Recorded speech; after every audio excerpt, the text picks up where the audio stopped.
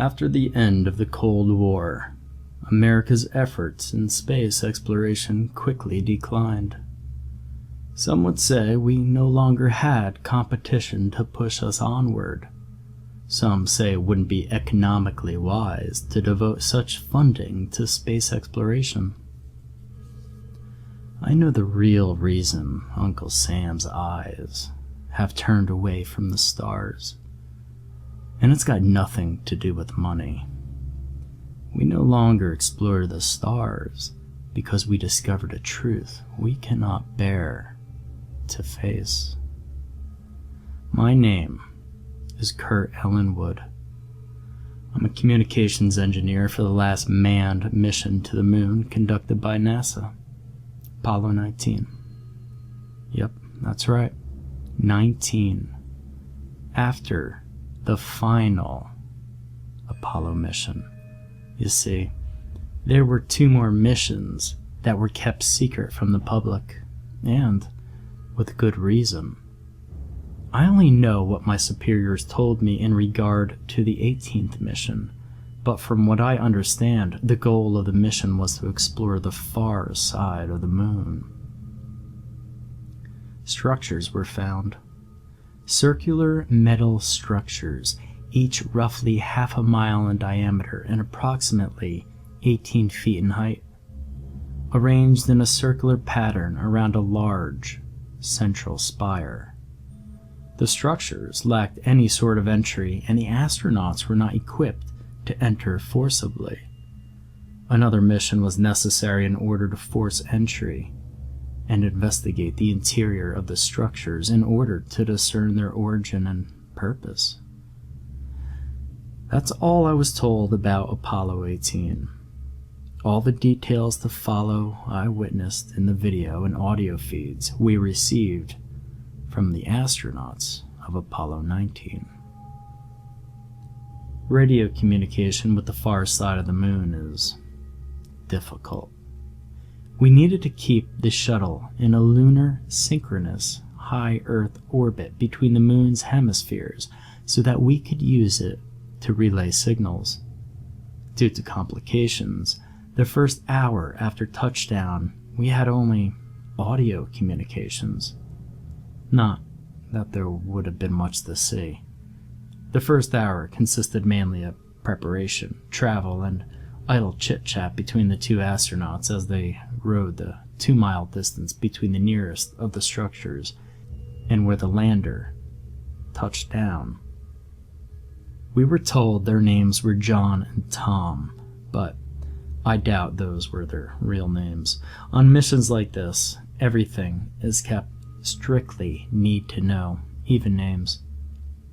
When we finally established video communication with the rover, the astronauts had just arrived at the first of the structures and were connecting the large acetylene and oxygen tanks to the cutting torch that they would use to cut through the whole of the structure. From where the rover had been parked, the camera had a good view of the work area, as well as the spire and another of the circular structures in the distance. I was astonished by what I saw on the feed. I hadn't been told anything about their appearance beyond their physical dimensions, but I never expected them to be so perfect. I had speculated that maybe the Russians built them, but seeing them now, I knew there was no way these things were of human origin.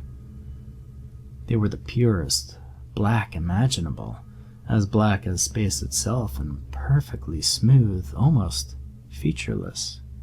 It was difficult to tell where the building ended and space began. All save for the spire.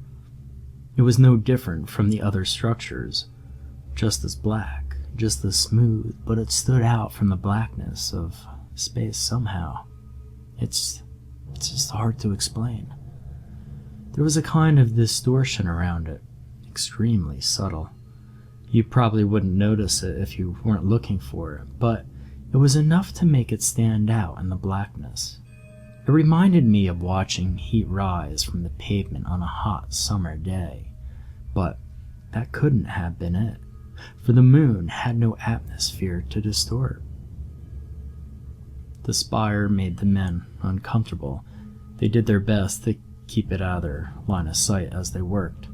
They said it felt like it was in pain. Some of my co-workers watching the feed agreed, as Tom attempted to cut through the strange black metal. John took readings on the structure and surrounding environment. The metal gave off no heat, even near the torch, and was entirely invisible to radio detection. It was later speculated that this was because the metal absorbed all electromagnetic frequencies, including visible light, which explains its perfect darkness. No unusual radiation was detected, except on the side facing the spire. John had the unfortunate experience of discovering this firsthand, instead of through his Geiger counter. Radiation sickness is a terrible thing, especially when the only place to vomit is your helmet. The readings were well above lethal. If the spacesuits weren't heavily insulated against radiation, John would have been dead. John laid on the ground for a while until he had recovered enough to make his way back to the rover. By this time, Tom had made progress with the torch, but only barely. The metal was thick and absorbed most of the torch's heat, making progress very slow. Tom had just breached the hole when the camera's vision went white. At first, we thought it was a glare from the sun, but then we heard Tom screaming about a fire.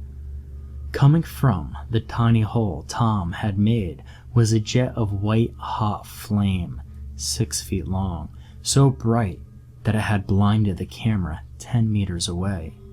Shortly after, both men started screaming about voices. Neither the camera nor the comms were picking up anything other than the screams of the astronauts.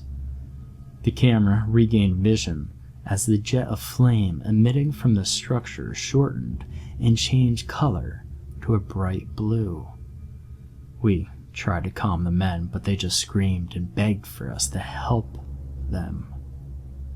Before we got a chance to ask who they were, the entire room fell silent. Something was happening. The structure was opening. There was no door, but a part of the wall was opening, and what stepped out, it was horrifying. It was 7, maybe 8 feet tall, and humanoid with gray, scaly skin.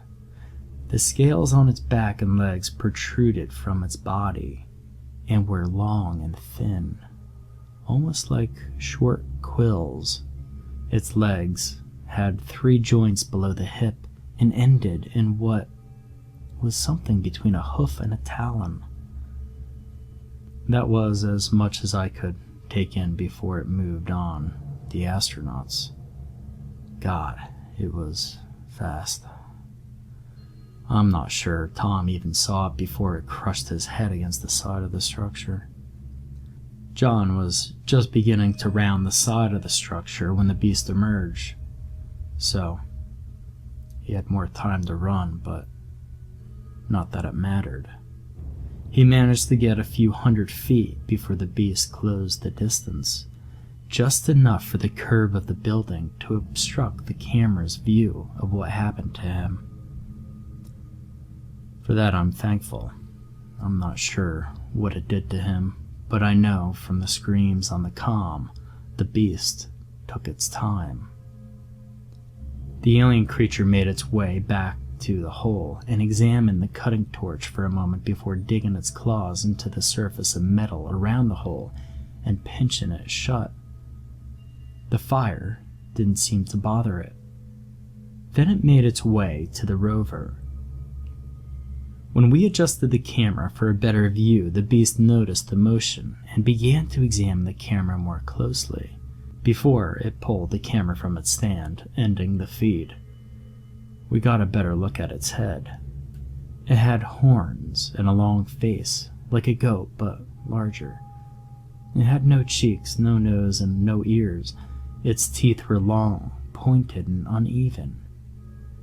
It didn't look like it was capable of closing its jaws completely, as its teeth did not lap, nor did they intersect perfectly. It had a row of 2 eyes on either side of its head, set deep into their sockets. But more disturbing than their count was their appearance.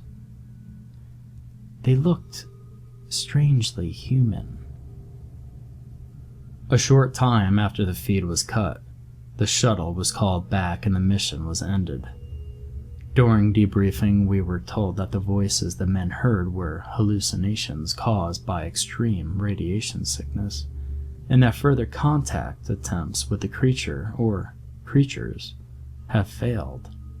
Our scientists speculated that the structures are meant to absorb electromagnetic energy to power some form of fusion reactor or another unknown technology, which then transmits its energy to the spire and then across space in the form of focused rays of gamma radiation.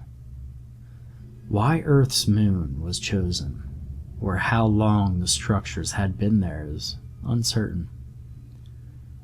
But it's thought to be unlikely the alien creatures would cause humanity any problems for the time being, so long as we did not interfere with their operations.